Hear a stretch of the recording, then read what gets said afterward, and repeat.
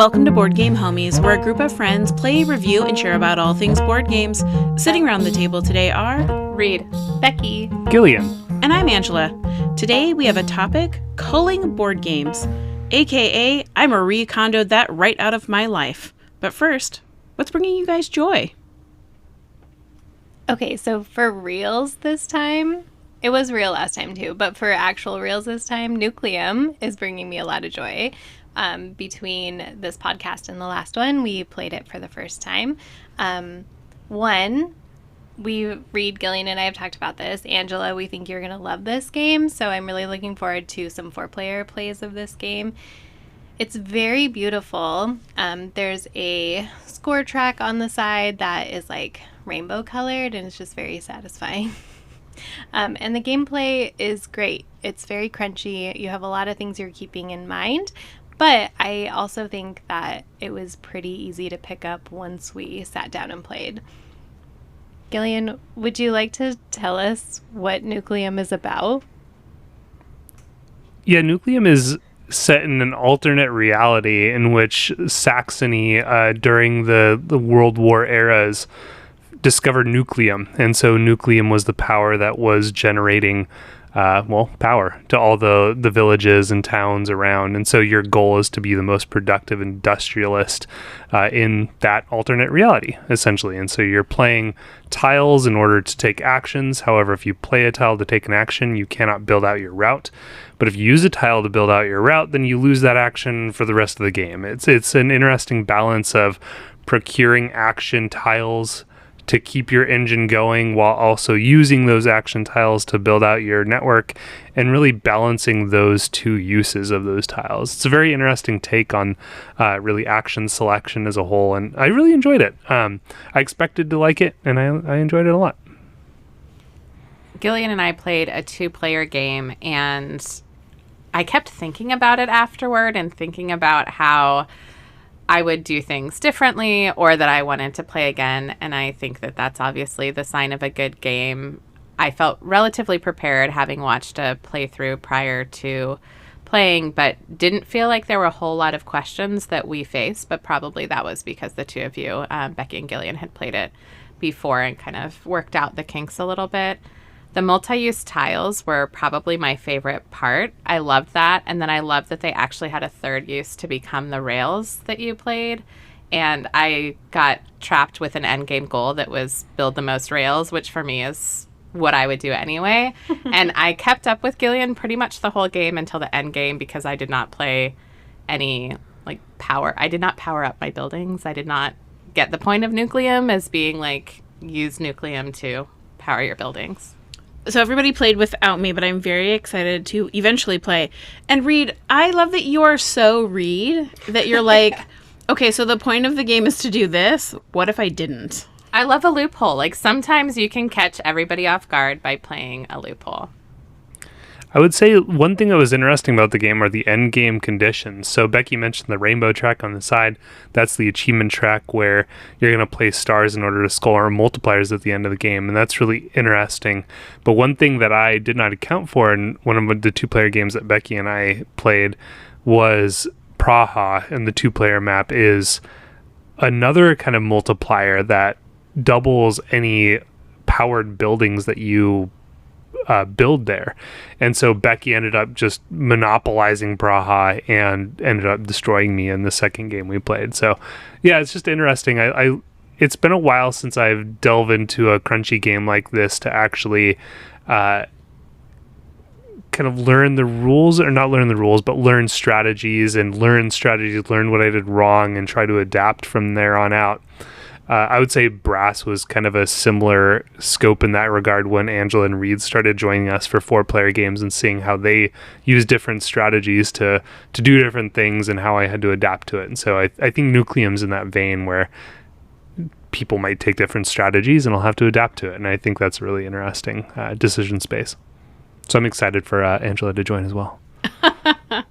Well, since I didn't get to play that game and join in on all the joy, I will tell you that the game bringing me joy, which we have talked about on a previous podcast as a joy game, finally fulfilled, which is on Monday. We played Clank Catacombs, and it's kind of got me down this like Clank rabbit hole. I liked the deck building, tile placement piece of it, and there's a lot of expansions for the game. There's the original base game that has the board, but it's also made me really interested in whether or not it would be a good fit for us to play Clank Acquisitions Incorporated, which is the legacy style game. And I kind of want to get us a few more plays of regular Clank before we make the investment in the legacy game. But legacy games are notoriously hard. We have one that we have kind of failed at playing, Sagrada Artisans.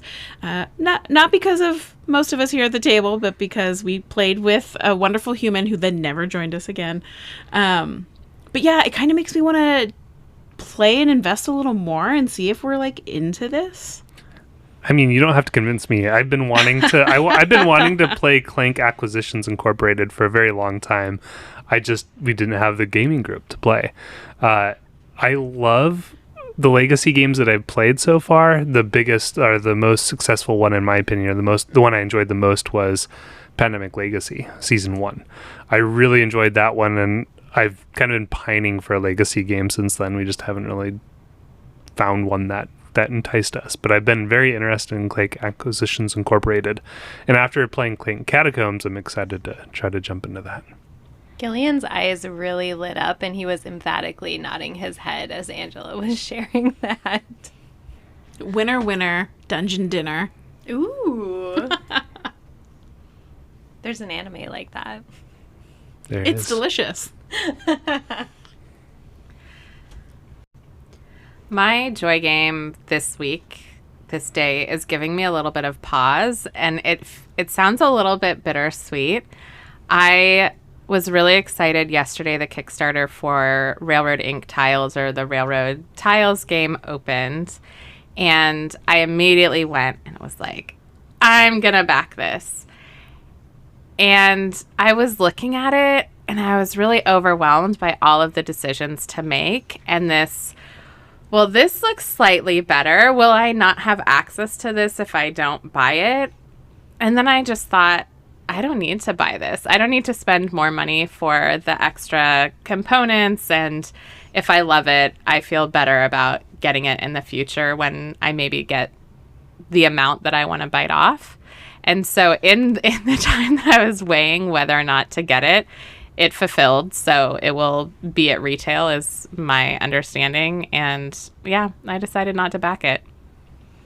Oh, you sent the video and you were so excited that it had launched. But when I was looking at it, I wondered whether it was the game that was the fit for you, because the nice part about Railroad Ink is you can pop it out, put it away, and then you can play a bunch of games really quickly. And the tile version, even though, we've not played it, did look like it had a little more going on in terms of how much space it takes up, and then all these like little extra mechanics, like there's cars and cities, and it almost looked like you had to buy the entire set instead of just a single. And I was like, this seems really intense, and I wonder if it's a good fit. My issues with wanting more with Railroad Ink tend to be that the boards are hard and the pens are too big. And for me, the idea of playing with tiles just completely instead of the pens fulfills the need that I have. I don't need more complexity. I looked at that and I was like, kind of looks like Carcassonne. I could be wrong, but I didn't think that it was fulfilling that gap that I felt with the game.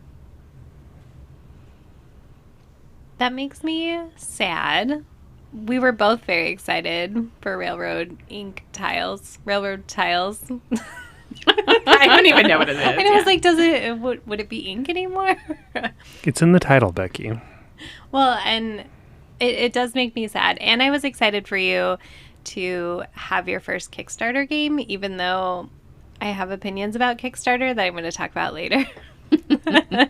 But it sounds like it's not a definite no. Like, you're going to see what it looks like when it gets to retail. So that's good. Yeah, it also is a test of, am I missing out on this? And I know for a number of people that drive for exclusivity is doing it for them, like part of what's urging a Kickstarter back. But for me, I was like, is this overconsumption? What is this? And I know that you all have, I'm sorry, we're still talking about railroading. I just can't stop. Don't be sorry. Is that you all have this beautiful box of a bunch of different ones and you only play a couple of them. And so I'm like, do I need all of this? Just putting it out there now, Becky, we are not backing it. Oh, that's fine. I thought you were making eyes at me to say, yeah, see, Becky, we shouldn't have done that Kickstarter. I mean that as well. But No. my joy game, speaking of Kickstarters, is one that is just getting fulfilled that I backed a while ago. It is Barrage. And it was at retail for a while. It was at our local game store, but they released the new Kickstarter to include, or rather the Kickstarter for New Lands, which included a two-person map. And that's something that the original game lacked. And so I really wanted the two-player map. And as part of that, they allowed you to add the base game and all that stuff. So I went ahead and I just purchased Barrage through that method. However, it's taken a very long time to fulfill, to the point where Angela had an opportunity to buy Barrage at a discount, but didn't because I was waiting for this Kickstarter to fulfill. But now, right before recording this, I just got the notification that it shipped. So I'm very excited to get that in next week.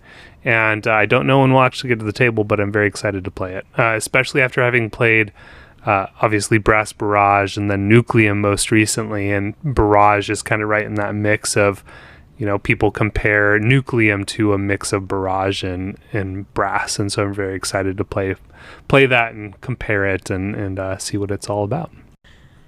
I'm also excited for Barrage. If you couldn't tell by the fact that I picked it up, sent an emergency text being like, wait, were you getting this? Some of the best deals at our local game shop is when there's an overflow and it just seems like, hey, this copy's not going to sell, or we have a lot of them already in stock. And so there are new copies that haven't been opened at more than 50% off. And I was like, yes, I want to play Barrage. And then Gillian's like, yeah, I ordered it.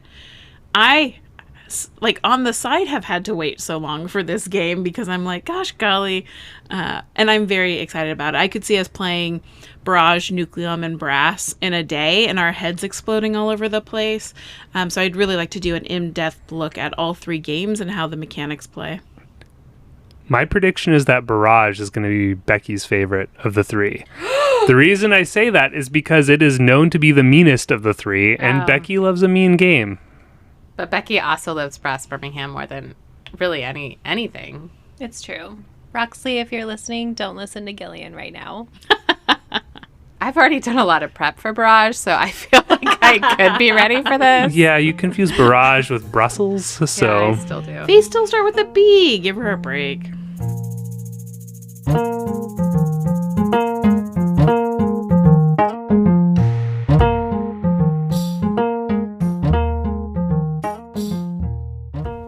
We wanted to talk about removing games from your collection, or in the board game world, culling games from your collection. It's become a topic as we're gearing up for this board game sale in a couple of weeks, and it got us into a robust discussion about what motivates you to remove games from your collection. Why do we do it as board gamers? So for reference, it's interesting because the three of us, I should say the three groups of us, so Reed and Angela and then Becky and me, we have a different size collection for the most part. And so for reference, Becky and I have about 130 games, not including expansions. Don't know how many, Angela, how many you have? I think I'm at maybe 40. And then Reed, you're probably around 30, 30, I would something say like that. I would say around 20 or so. Yeah, so much different sized collections, or collections that are different sized. And Becky and I have been board gaming since about 2012 in earnest, and we've had a lot of games come into our collection and leave our collection for various reasons. And I just looked up our stats on Board Game Geek, and we have 65 games that we've culled in total. over the years. And so quite a number. It's basically 1/3 of our collection as a whole. If you take it one chunk, so about 180 games, we've culled 1/3 of those over time. And so I just found that kind of staggering looking back on. Doesn't seem like we've gotten rid of that many games, but apparently we have. I mean, if you think about it another way, take my collection, take Reed's collection, and throw them in the trash, and that's what you guys have gotten rid of. Pretty much. Well, we didn't throw them in the trash. We got rid of them. We sold them to people, and left them on the shelves for months until they finally sold. I want to see what's on that list. She demands. I mean, you have access to it, so. Yeah, I would say I have played board games for a really long time, but I think playing board games and collecting board games, and certainly being in the board game kind of niche space, obviously we talk on a board game podcast and loved our chats so much after we played the games, we decided to do this. But I wasn't a collector of games. And so when you talk about space, my collection still has space to grow. But I had the games that really spoke to me at a time when I was playing with a lot of teenagers, games that my family were playing that wasn't just Monopoly or Clue. But I wouldn't say that it was a real robust collection until the last 2 years. So I never even thought about culling board games except when I moved and I was like, am I even playing this anymore? Do I need to bring it with me? So space is an interesting one. So for me, the reason I was interested in the topic of culling is one, there's as Angela mentioned, there's the Pacific Northwest game swap happening in Oregon next week, or actually next weekend.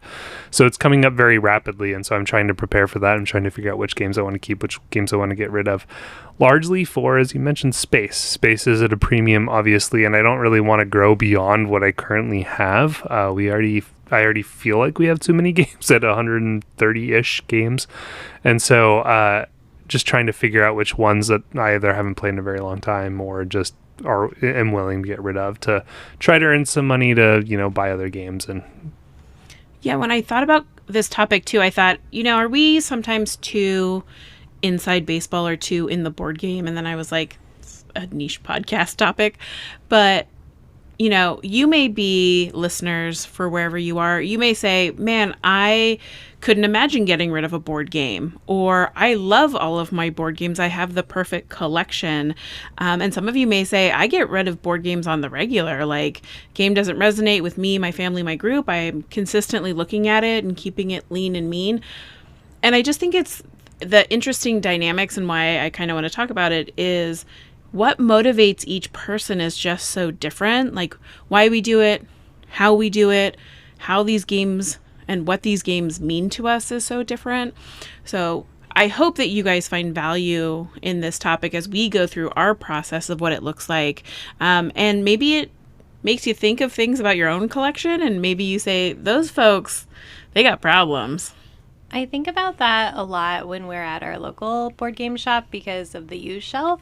That's one of the ways a lot of us buy our games. And when you see like a brand new game on the shelf, like Reed talked about with Daybreak, it's like, oh, I'm so excited. A used copy of Daybreak at a discount. But then it's like, wait, it just came out. Like, is there a reason why it's there? And just also sometimes I think about, oh, was this copy really loved and they just are over it? Did they get a new one? Why are they getting rid of this? So it's something that I think about just at the game store too.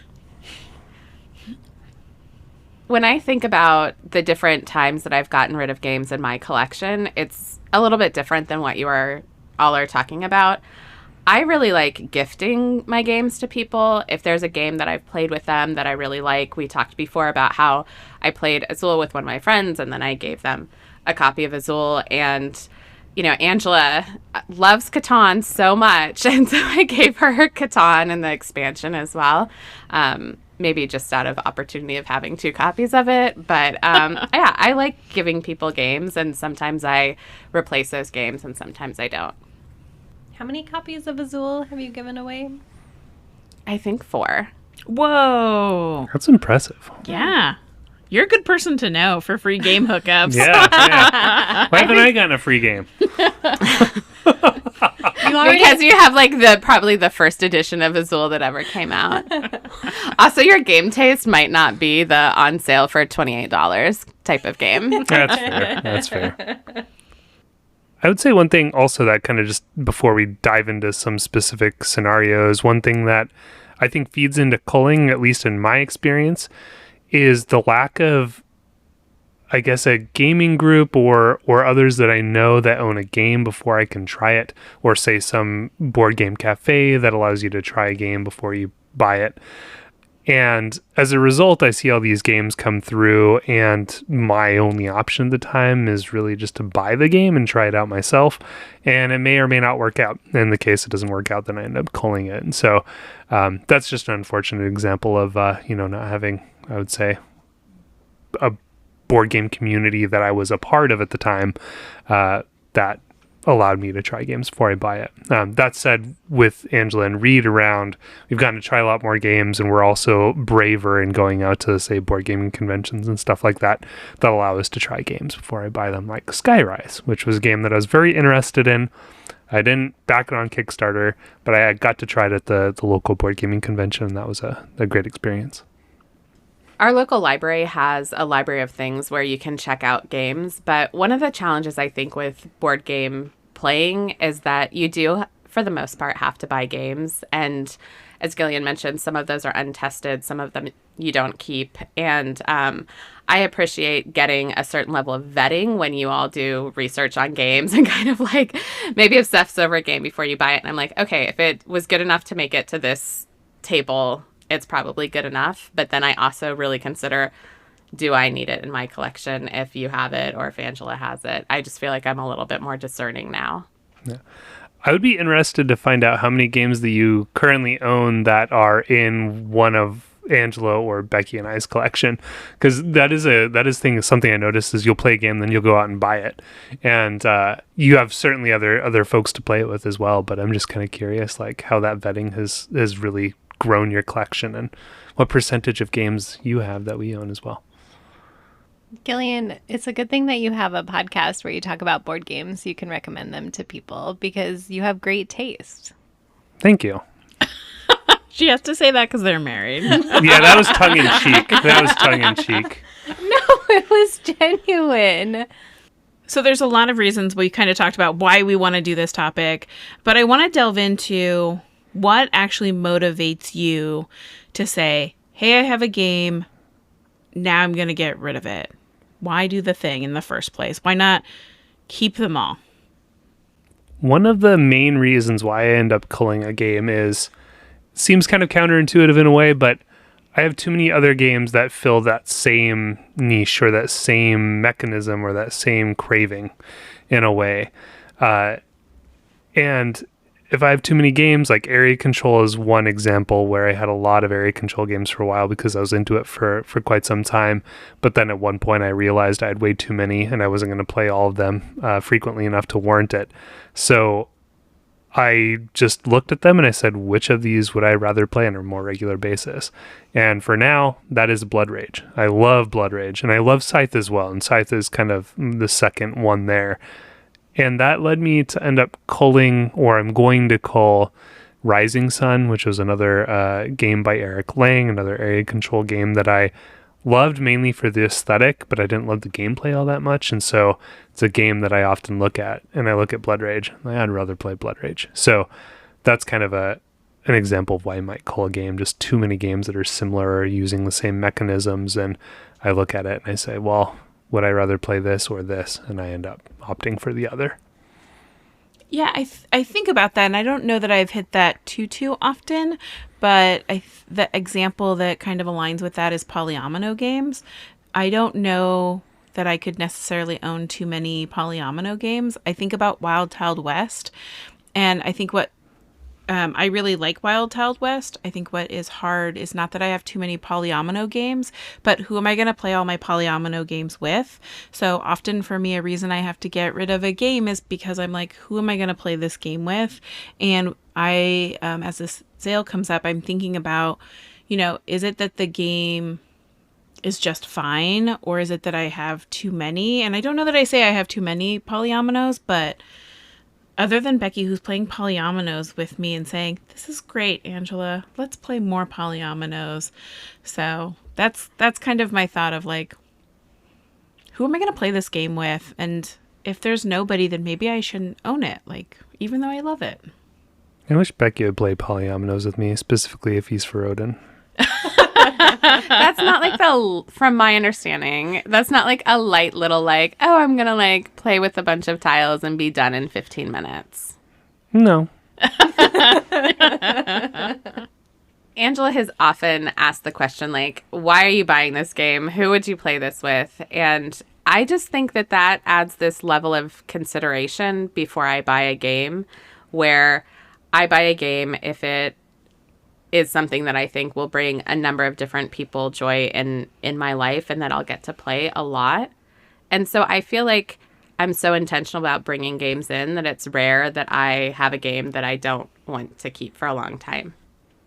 I definitely don't have a lot of, or I shouldn't say I don't take a lot of ownership over Gillean and I's collection, but he does need my stamp of approval to get rid of a game. And so, as Gillean was saying, like, he is looking at our collection more and thinking about what he wants to get rid of. And for me, I notice when Gillean has bought a lot of new games and needs to find room for them, that's when things start going off the shelf. But I also appreciate when we want to buy some new games at the game store that we're like, oh, what are we not into anymore that we could use to get store credit to pay for those new games?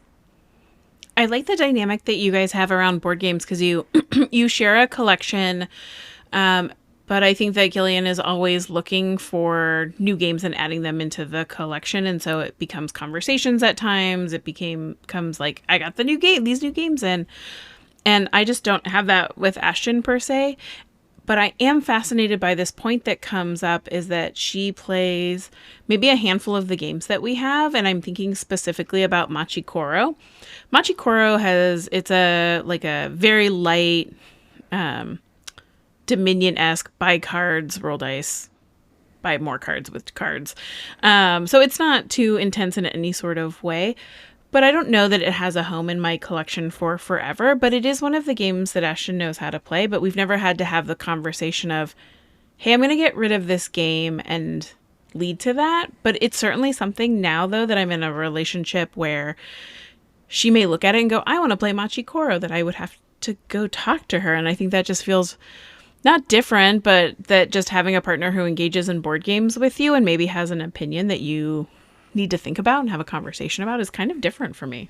Yeah, I think that for me, it's space. It's like, do you have space, or should you be investing this much money into Is that board what games? Nat says? No, I mean, he doesn't say that, because then he'll be like, oh, well, I just bought this new video game. And so, I feel like we kind of trust each other when it comes down to that. But we don't have to come to consensus about our game collections for the most part, which is different than the two of you navigating this like a joint collection.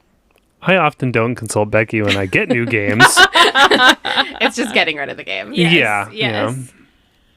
Well, I like that. I like that partnership because you're making an investment to play the game together. And if Becky holds it really like high in her heart and it's something that she's like brings her that level of joy, I feel like it's going to stick around for a little bit of time. And I like the fact that you guys honor that about each other. I think another really big motivator for me, which I wouldn't have, again, I think not personally owning a lot of board games and going over to friends' houses to play, I didn't necessarily have this problem. And now that I'm collecting more games and at times have gone a little sale crazy, the thing that I actually am recognizing is that my tastes have changed. So I'm like, I don't know that I like this style of game anymore. I talk about, I don't know that I love social deduction at the level that I did 7, 8, 9 years ago when I was playing games. And just my taste changing, games I think I never would have thought to get rid of, I'm like, this just doesn't resonate for me anymore. I'm not enjoying this mechanic as much as I used to. Gillean and I definitely have changed with our tastes in our board games. And like, I feel like we have gotten rid of a lot of what would be considered gateway games. Like the games that started us off in in board gaming, we don't have anymore. Like Small World, Catan, Ticket to Ride, Quarriors. Yeah, that was one of our favorites. And they just aren't for us anymore, and we've moved to definitely crunchier games. And then also just kind of also considering like the people that we play with, that has changed a lot as well. And on that note, I'm very thankful that this group loves Euro games, because I loved Euro games for a long time and I had nobody to play them with except for Becky. So it's great to play Euro games with 4 players. Side note. We've kind of talked about this a little bit and did not release a podcast that went into this a little bit more. But in February of this year, my collection was destroyed by a fire that was started by an e-bike in my house. And so I'm approaching this as a very different side of culling. Like, I did not get to sort through and choose what games were going out of my collection.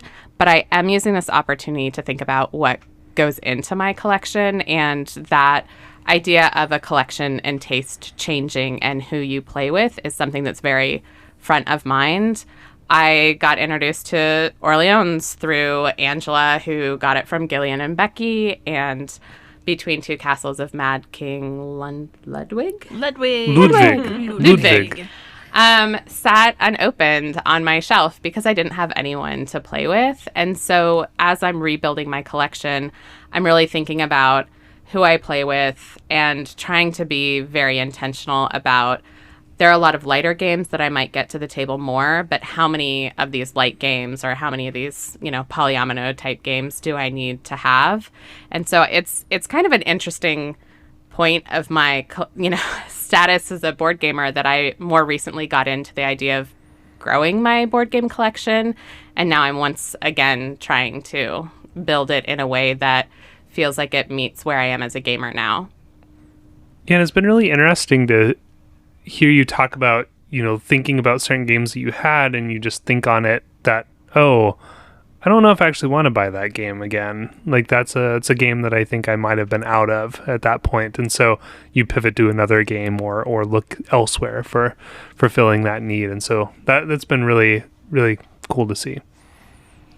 Yeah, and as you've gone on this journey, I think that because we've just played longer now at this point than when you maybe bought some of those games, is we do have more conversations when you're like, I'm going to go run out and buy this game, like when you did with White Castle, and I'm sitting here next to you going, who will you play this game with? And just like shouting at you, and you're like, I'll find someone. And then, but you've done a great job of finding other people to engage that game with.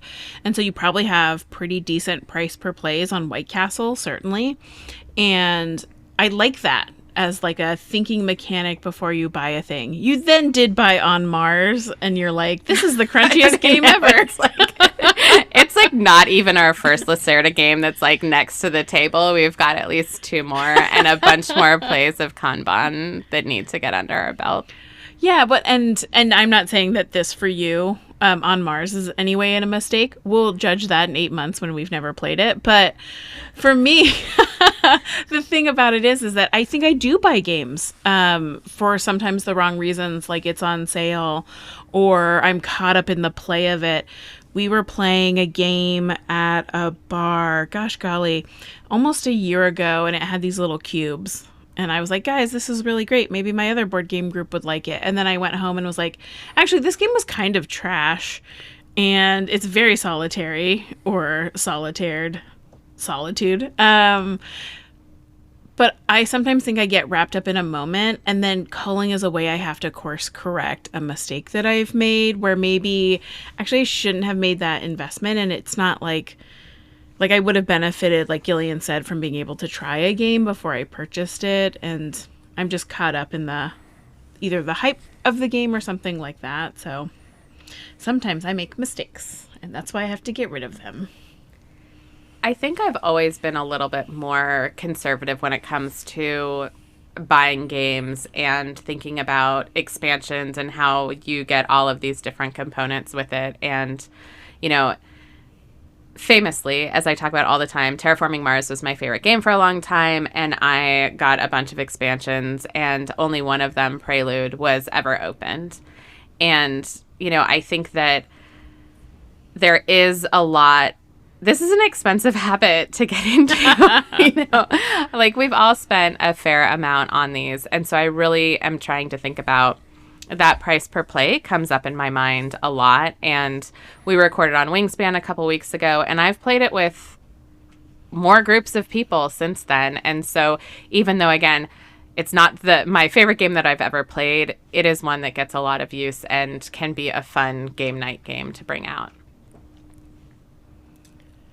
We've talked a lot about the reasons why we may want to remove a game from our collection. But on the opposite side of that, is there anything you think that happens that makes you hold on to a game longer, even though you probably should get rid of it? We talked about it a bit earlier, but I made the mistake of kind of delving into Kickstarter a little bit, not heavily, but I certainly backed my a few games here and there. I would say I have about a 60% success rate in terms of games that stayed in my collection and games that I either have gotten rid of or plan on getting rid of. But Kickstarter games are ones that, we accumulate, Becky and I get. And they often have Kickstarter exclusives. They often, as a result, become more expensive after market because of those exclusives. And so it's kind of a double-edged sword, getting the Kickstarter, playing it, not necessarily loving it, thinking it's okay, deciding I don't want it, and then just trying to offload it with those exclusives and trying to price it such that it's fair and also kind of matches what the secondary market is, or not matches, but kind of doesn't sell myself short, I guess, on what its actual value is worth based on recent, purchases on Board Game Geek Marketplace or what have you. And so that has been a hurdle for me to get rid of a game, or rather games that stay in my collection even though I know I want to get rid of them, is just the hurdle of, oh, I have all these Kickstarter exclusives, how do I get rid of it? Seems like a chore. I'm just going to stick with it for a while. Yeah, that was something to really weigh with the Railroad Inc. thing, that I really, in reality, I'm like, I don't need all of that. And I feel like I would be more upset about launching into an expensive endeavor for a game that doesn't get to the table all the time. I'm so impressed by you, Reed. It's so easy to be suckered in by capitalism and all those exclusives. And I think about Isle of Cats, which is a game that I love and I don't want to get rid of ever, as I'm looking at Gillean. Polyominoes forever, yes, Becky. Yes, they're so cute. Except for Feast for Odin, apparently.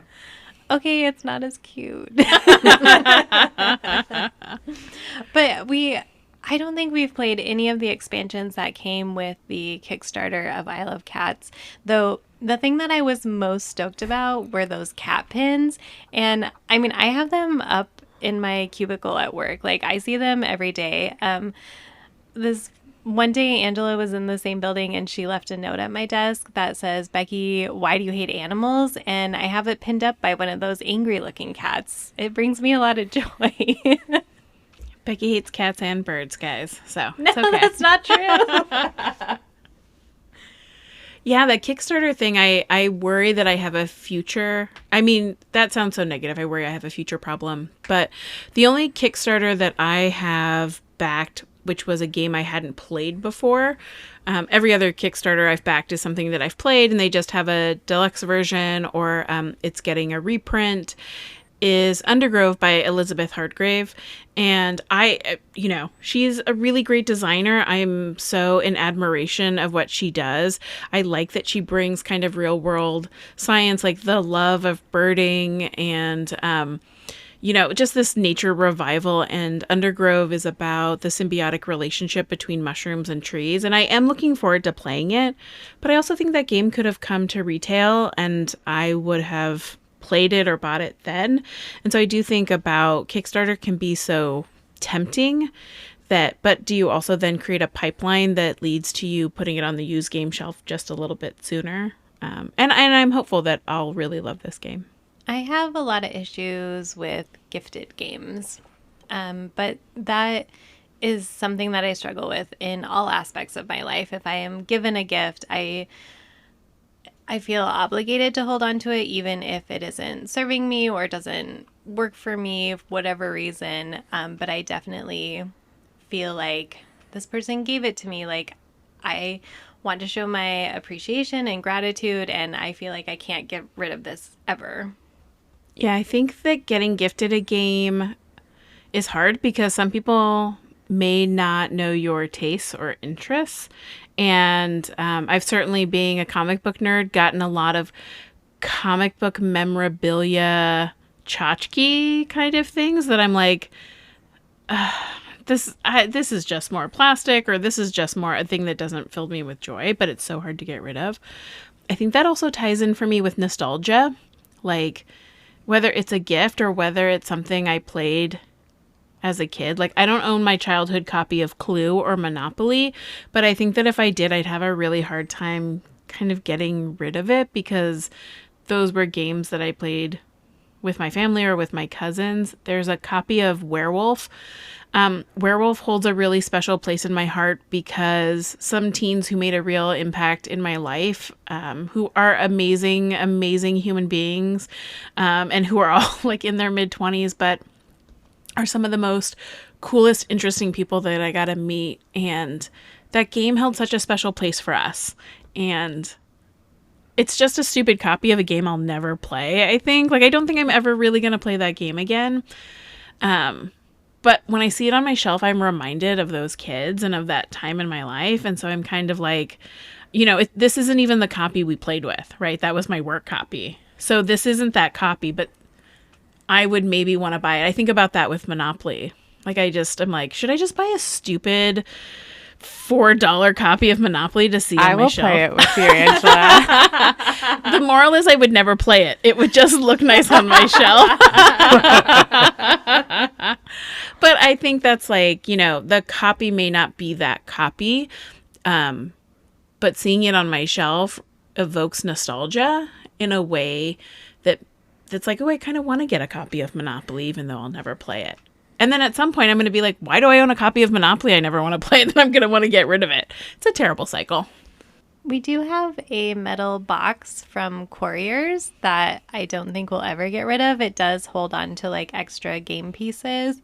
And I think it's a neat tin case, but it brings me joy because like Quarriers was one of the first games we really got into. So that would be something if Gillean were ever like, I think I'm going to get rid of this, I'd be like, no, we have to keep it. And Angela, thank you for sharing that. That was very beautiful. We're all having like emotional times processing about. I think the idea of like getting rid of stuff is really hard. Like, it is something. And I think as people give you items or, oh, this reminds me of this play that I had, does it really feel like you want to get rid of it? And there is an emotional aspect. We're invested. We're board gamers. We're invested in what we play. And sure, there are some misses, but most of the boxes that are around have memories connected to them. Yeah, I feel I really meant to ask one of my coworkers in the city this question, because he was telling me that when his family, when they kind of play a board game, they write the date that they played the game in. And I just was thinking about that as we thought about this topic. Like, how hard is it for him to decide to cull a board game, right? Does he ever do that? Or is it like, hey, this is actually, like, I can open this box and see all the times I played with my kids. I just thought that was like a really like, oh, I wonder what he does. Maybe he just keeps them all. And tagging on to the nostalgia, one game that Becky and I have kept for a long time is Avalon, Resistance Avalon specifically. It's a game that we got a lot of plays in over the past decade, really, with other graduate students in my program, and we would just play it constantly, it seemed, to the point where our original edition was just worn out. The board and the pieces where the cardboard was like, the print was peeling off of it, essentially. And I loved that game at the time, but like Angela, I feel like I moved away from social deduction games. However, Avalon is the one that's really stuck in the collection. It's largely nostalgia. We ended up buying the big box edition that came out somewhat recently, has better artwork. And we have not even played that game yet. It's just sat on our shelf. It's opened. I punched it, as I always do with new games, but we haven't played it. I've thought about getting rid of it occasionally, but the nostalgia is so strong that I keep pulling myself back from actually getting rid of it. And I do think it has a place in my collection just because it's one of the few, if the only social deduction game we actually still have. And I would say this might take Becky by surprise. The other one that's nostalgia and gift combined that stays in our collection is Cosmic Encounter. And I don't think I'll ever get rid of that game, but I feel like just the few plays that we've gotten over the years makes it a good candidate for culling, just because we played it so infrequently over the years. Admittedly, COVID years had something to do with that, but I played it a year ago most recently, and I loved it. Like, it was so fun. Like, the group we played with was great. And so nostalgia for those moments that we have with board games makes it so that I really hesitate in getting rid of a certain game. Yeah, I certainly think about when you have great plays of a game. Sometimes that's a reason I want to keep something, because I want... things get in the way, right? Like, you don't have somebody to play the game with. Somebody that maybe you used to play that specific game with isn't in your life anymore, but you keep it on your shelf. And I think hope is a reason I keep some board games on my shelf, because I it's kind of like, why do you keep clothes that you don't fit into anymore? Because you're like, I will lose 87 pounds and fit into this t-shirt one day. But I think some of the games on my collection, I'm like, I really want to play this at some point. And where's that moment that you kind of say, it's really not happening? And one great play, one good experience, and I'm like, this will fuel me for 2 years. I'll keep this on my shelf. And I have the same problem, like trying to get rid of books when I'm like, oh, it's such a great book, but I haven't read it in 10 years, right? So I think that stops me from getting rid of something, but it's like I emotionally know I should probably get rid of it. I lived in Oakland and San Francisco and Philadelphia and was moving around a lot for a number of years and purged my media in general. I purged my record collection. I purged my books. I purged my DVDs. And playing online or virtually is just not the same when it comes to board games. And so that's not something that I feel like I have the need to downsize necessarily for a minimalist lifestyle. I think that I can be minimalist in a lot of different areas, but maybe not in board gaming. Although with that being said, I feel like you do a good job of keeping the collection that you have more minimal by, like you were explaining earlier, how thoughtful you are about the games that you're bringing in now, and any kind of upgrades that you're making to them. And I can't not think about the Quack's Big Box. Like, I feel like I think I got burned early on, maybe, by getting the Quack's Big Box. Yes. So, like, I don't need that. I just needed the game. And I never played the Quack's Mega Box. Like, that's the moral of the story. I buy this big box hoping that it's the better value. And I think that sometimes it's not the better value. Absolutely. And your conversation about the Railroad Ink Tiles Kickstarter, I think that plays into your idea of kind of more minimalist as well. You thought, I don't need all these extras, and we'll see when it gets to the retail, when it gets to retail. Okay, we've talked a lot about holding on to games, culling games, but what is the physical process of, like, okay, you've decided to cull a game from your collection, you are weeding it out, Marie Kondoing it, it doesn't bring you joy. What is the physical process of actually getting rid of a game from your collection? I will say, before I actually get to the getting rid of the game physically, Becky and I have a little shelf of transition where we put our games that are to be decided on, that we just hold there, and we look at it occasionally and we're like, yeah, I still don't have a desire to play that, or, oh yeah, okay, I'm fine getting rid of that. And they stay there for, I don't know, weeks to months. And then we eventually decide to get rid of it.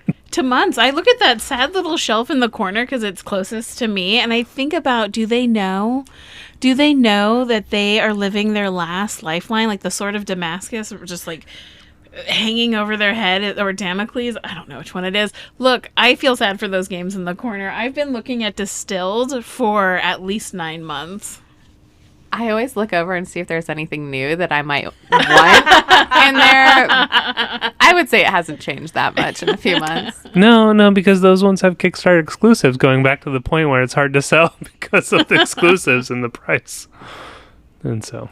Not only do we have that transitional shelf, but our guest room has shelving that games that we have decided, like, yeah, we're done with these, have moved down there. And then those ones we slowly take to the local game store to sell or do something with. But there's one down there right now that I changed my mind about. No, Gillian looks surprised, but it's Ghost Stories. You know this. Ghost Stories is one where Gillian and I, we've talked about it a few times, where it's like, oh, they came out with a new version that has a different theme, which is probably better, and maybe we could replace that game with this. And we don't really play Ghost Stories with other people very much, and it is a lot for someone to learn, and there's a lot of, like, when you play with new players, you're teaching them how to play the game, and it's co-op, so it's very easy to be like, oh, well, in this situation, you should do that. And once they learn, there's not that kind of, like, coaching. But quarterbacking. I thought about that, and I was like, I don't want to make a football reference. But I think Ghost Stories is one that I have a lot of nostalgia for. We've had so many great plays with people who have now left Eugene, and but I also really like that game. It's a challenge, and it's so hard. Like, those ghosts are mean. It's one of the hardest games we own. But yeah, it was one, we talked about it a lot, and we both decided, like, okay, we can get rid of it. But it's still sitting down there, and I'm like, I don't want to. That really reminds me of a question that came to mind as we were talking about this, and I think because you were talking about a co-op, are there games like Robinson Crusoe that have limited amount of plays that you would get rid of once you completely played it out? Or is that something that as you bring more people to the table that you could continue to play that? That's a super interesting question.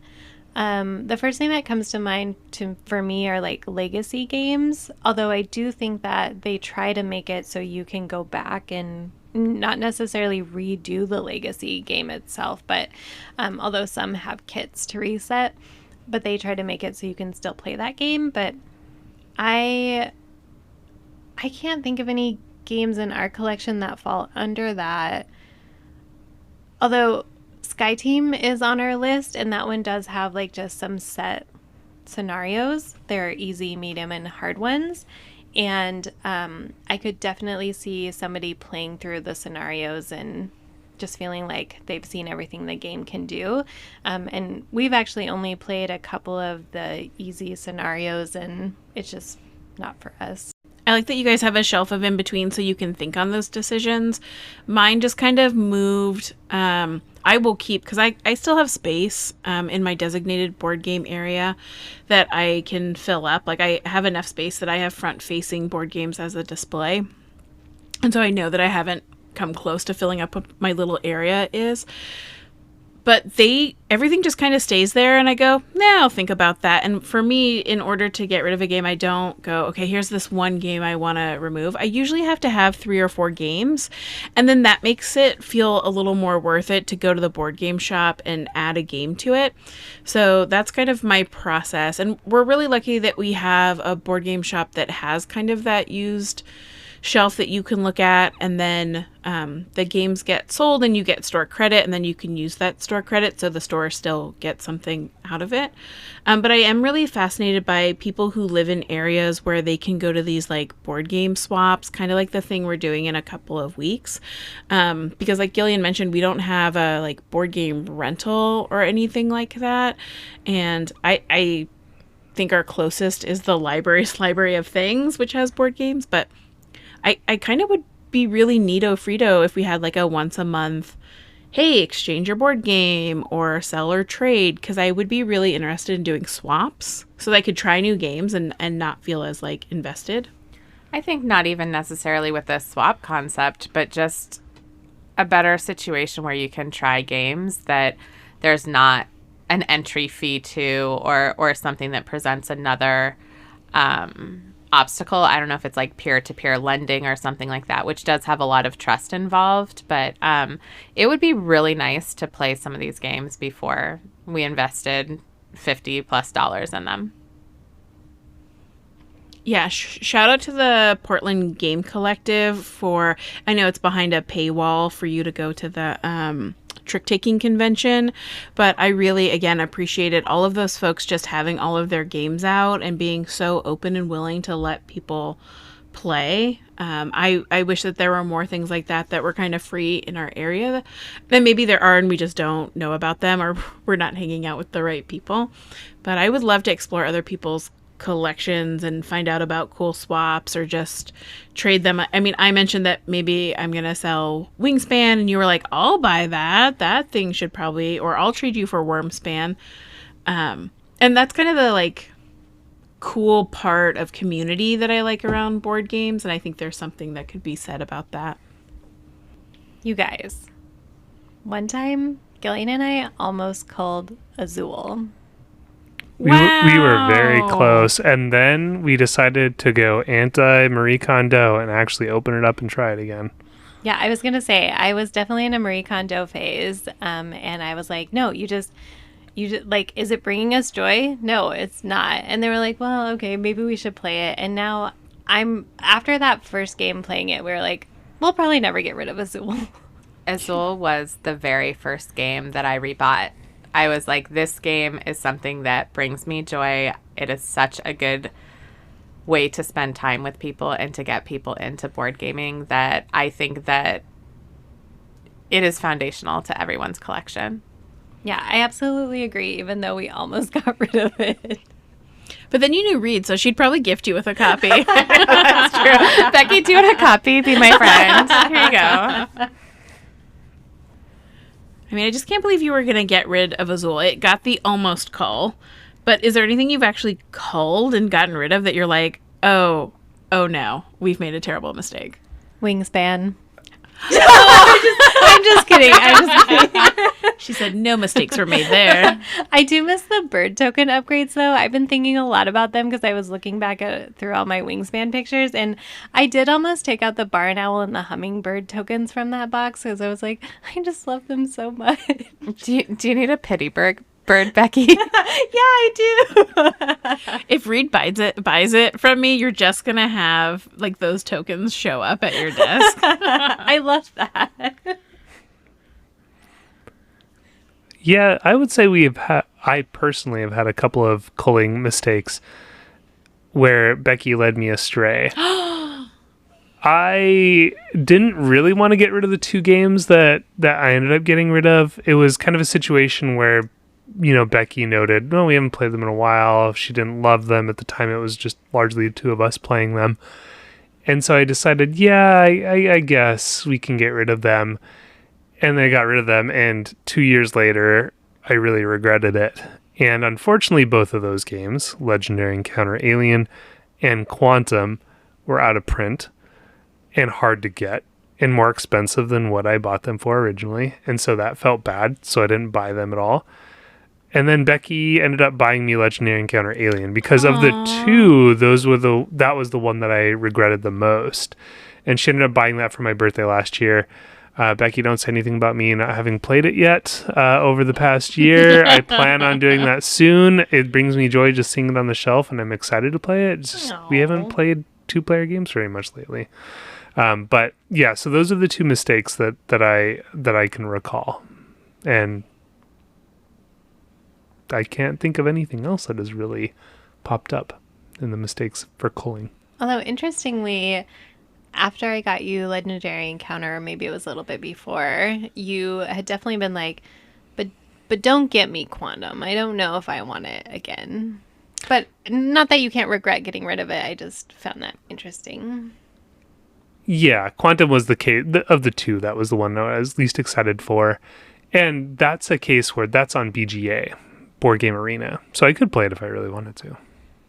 Yeah, I don't think I've gotten rid of enough games to have made any mistakes about that. I mean, certainly if my childhood copy of Clue is not at my dad's house, then I 10 out of 10 got rid of that, and I'm going to need to eventually buy a copy of that. But also probably not a real detrimental mistake to my life, to be honest.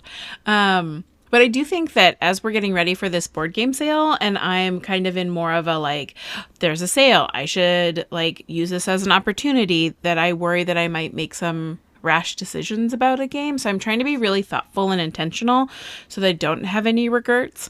But it's something certainly that could happen and may lead it to staying on my shelf, or just me being like, man, I really wish I had that game back. There's no one to play it with me, but I still wish I had it. Just make sure you check in with your homies.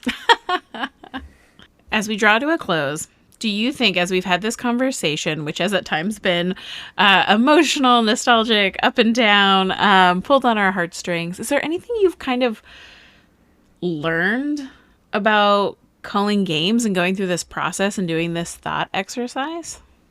That I've made mistakes.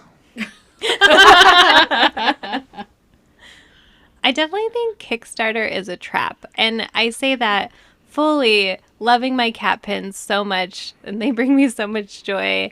But I do feel like it's a trap, but it's so hard to not get caught in that FOMO and just wanting exclusive things.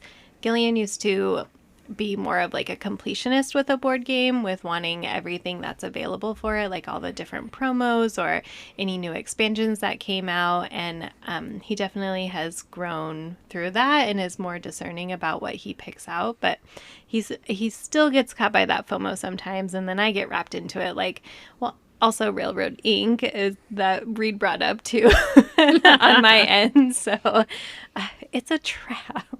Like I said, I made mistakes. For me, it's really about buying with intention. And I know our tastes change, as we've talked about, and our collection might change over time. But really thinking about who you play a game with, how often you're going to play it. Angela's talked a lot and really taught me about price per play. So I do think about it. And I think I do have a bunch of games that I haven't yet played, and I'm not ready to get rid of them yet. But I think that there is a point of how long between plays do you want to keep something if you don't necessarily love it enough to have it be a part of your life forever. Yeah, I really appreciate that, because I think it's about perspective. And certainly I didn't have this perspective maybe a year ago, 2 years ago. I was like, it's cool. I certainly don't have it around Christmas time when everything goes on sale, or Black Friday sales, which I really need to remember. But I think it's about balance and perspective and how you share joy with your friends. It can get really easy to get wrapped up in the, I'm not seeing my friends or playing with my board game group enough, so I'm going to make a bunch of purchases to fill the empty void. Look side-eye at Gillean. And then make decisions based off of like regrets that you have, because then you don't play it. But I think the intentionality around who you're playing this with, so that you don't have a direct purchase to donation pipeline, is probably the thing that I've learned, because I've made, as Gillean said, I've made mistakes. And so I want to kind of be better about it. Another thing that I've learned beyond making mistakes is that the hobby is interesting, in that when you first get into board gaming and you're trying to feel out what board games you like, everything is just so eye-opening. Everything's exciting. And you end up delving into games that you kind of fall out of love with very quickly.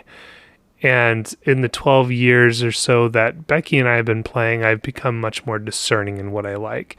I know what I like now and what I gravitate towards. So it's much easier for me to look at a game, watch reviews, watch videos, and know that this is a game Becky and I will like. And so culling for me has really decreased over the years. Sure, I have a lot of Kickstarters that I'm offloading soon, hopefully. But before that, I ended up culling a lot of games because Becky and I would buy a lot and then get rid of a lot, because we were testing the waters and seeing what we liked and didn't like. And now that we're 12 years into the hobby, it's something that I think I have a good understanding of in terms of what we like. They're mostly all bangers. Thank you for listening to Board Game Homies. Subscribe wherever you listen to podcasts and drop us a line for your free podcast sticker at Instagram at Board Game Homies or email us boardgamehomies@gmail.com. Bye.